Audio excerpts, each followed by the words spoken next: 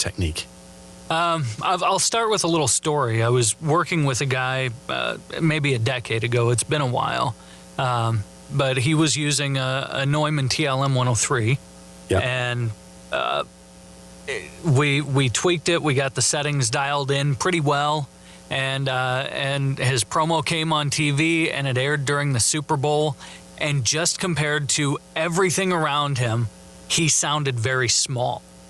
And he had also done a lot of stuff for a bunch of network promos, and they were kind of coming out the same way.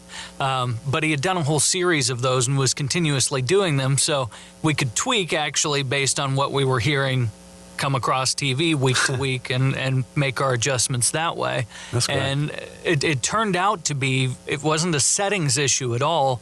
He was a radio guy, and he had that thing right in front of his mouth and was just talking straight into the diaphragm, and it just laid there. And when we gave it about 5-6 inches of space and kind of lifted it above his head a little bit, pointing down towards him, it came alive. He sounded worlds better. And so that's just an example of placement and working with the mic, how important that is and how much of a difference.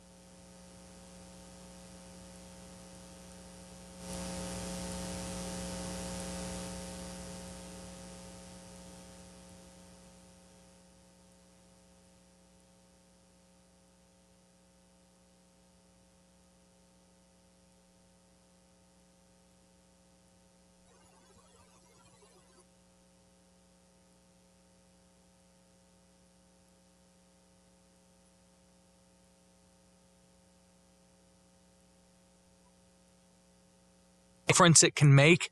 If you don't like the sound, it may not be that there's a problem with the mic or a problem with you. It's a problem with the space between you.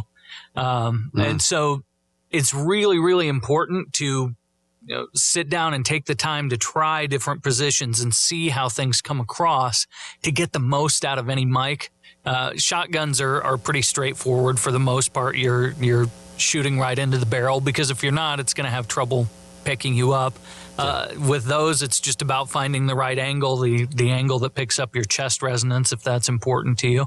But large diaphragm condensers, I've seen them perform best at more than a foot away from time to time. Yeah. And I've seen some that perform best really close mic'd. And so it just really depends on the person and on the mic where that placement is.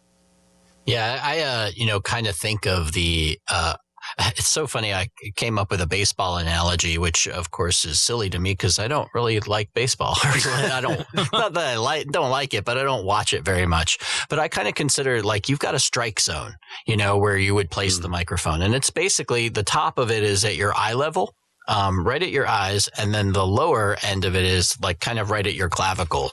And basically like inside that square on either side from left to right, that microphone could fit anywhere in that space, pointed at your mouth, 6 to 8 inches away usually, and kind of off axis. So you're not going to speak directly into it anyway, but it could fit anywhere in that space, and you should try those kind of four corners and somewhere in the middle. And, the reason why it might sound a little bit different on the left or the right kind of goes back to the environment.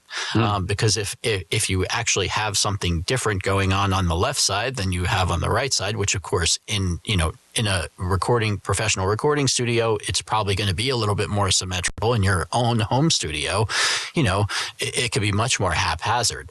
So, try anywhere inside that strike zone, so to speak, and the placement, will definitely alter the sound.